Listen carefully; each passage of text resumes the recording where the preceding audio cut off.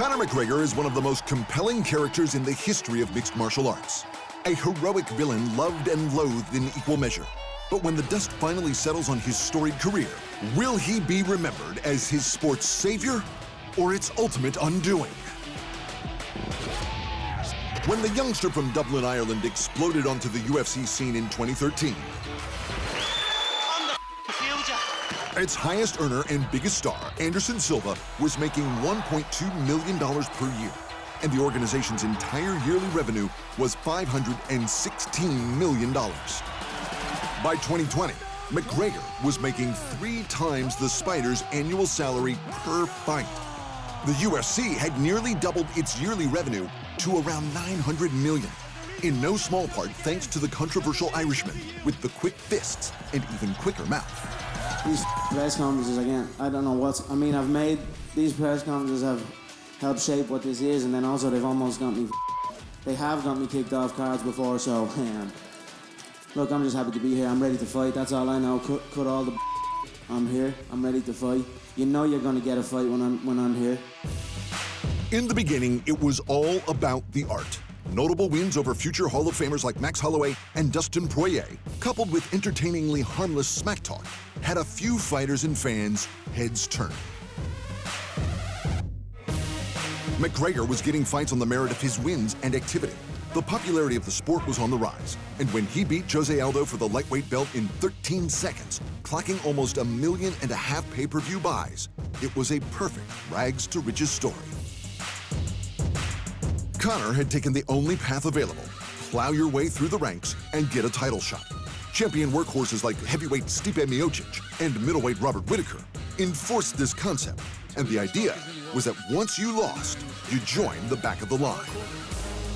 That all changed at UFC 196 when he met Nate Diaz. Despite coming up 2 divisions for the fight, the champ was as confident as ever. Diaz had accepted the bout less than 2 weeks prior, so why wouldn't he be? Give us your thoughts about having a last-minute opponent, being able to fight at 170, and Nate Diaz.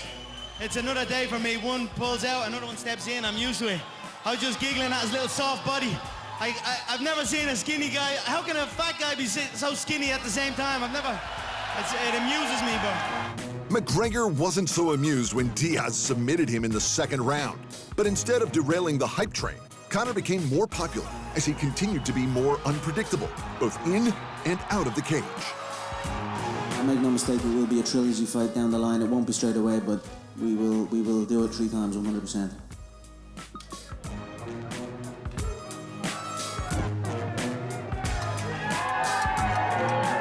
Crackhead essays. You'll do nothing. You'll do nothing. That's all right. Hey, Conor, don't throw those out, Conor. That's a wrap. Get him out of here. He should have killed me when he had the chance, because now I'm back, and I'm going to kill you and your whole team. You and them bitch kids.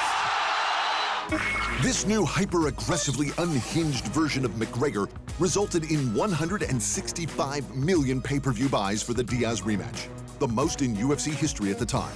It was clear just being a great fighter wasn't enough. A touch of the dramatics was also needed to generate otherworldly interest. McGregor has forevermore changed the landscape of MMA. Fighters, especially champions, are confident to refuse offers and negotiate on their own terms. Light heavyweight GOAT John Jones certainly got the memo, reportedly asking for $30 million for a fight. With this new popularity came power. He got a shot at the lightweight crown having never fought in the division. He received immediate rematches against Nate Diaz and Dustin Poirier, despite being stopped. And no matter how much controversy he caused, the ever-increasing paychecks kept coming. I run New York City. I'm a pimp. Rocking Gucci mink. And without me, this whole ship sinks. McGregor would destroy lightweight champ Eddie Alvarez in the very first UFC event to take place at Madison Square Garden, becoming the organization's inaugural dual weight champ and impressing his biggest cheerleader, UFC president Dana White. Sitting here tonight, we broke every record in UFC history tonight. Every record. But yeah, the place was sold out. It was packed to the rafters. We broke the Madison Square Garden, record, which I don't think will ever be broken again. Jesus is gonna have to fight the devil to break that record, man. I just don't see what does it. Gone were the days when UFC events were purely critiqued on sporting achievements. The biggest MMA organization in the world shifted their focus to money records and hasn't looked back since. Look what's next for me, Joe. The double champ does what the he wants. Have a seat. His actions opened up the eyes of many MMA athletes as to the extracurricular opportunities available to them. Even boxing icon Floyd Mayweather Jr. would deem a fight with McGregor enticing enough to come out of retirement. There they are, ladies and gentlemen. The bout recorded the second most pay-per-views in the history of boxing and netted Notorious nearly $100 million. While the era of the money fight was born, it predominantly marked the end of the best fighters wanting to pit their skill against fellow greats to determine who was the top martial artist. This new era bred circus fights based on popularity, like Michael Bisping versus retired icon Georges St. Pierre, and Nate Diaz against Jorge Masvidal for the made-up baddest belt. Everyone and their mother knew the McGregor recipe was flawless, and a whole roster began to invoke their own inner Conor McGregor for major paydays.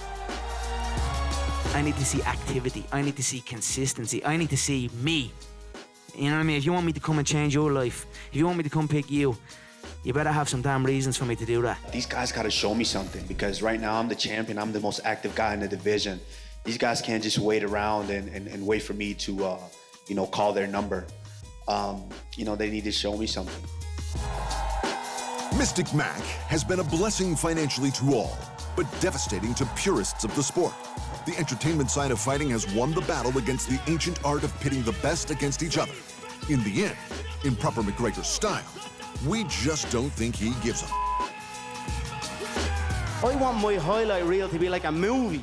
You know what I mean? So that's what I'm after. I'm looking to get in and perform and put on amazing highlights that I can sit as an old man with my son and just watch back and just enjoy life. You know what I'll be drinking? A nice proper 12 by the fire in the Emerald Isle of Ireland. And this is it, man. I'm just loving my life. Thanks for watching. And remember, if you want more fight sports in your life, just hit the subscribe button.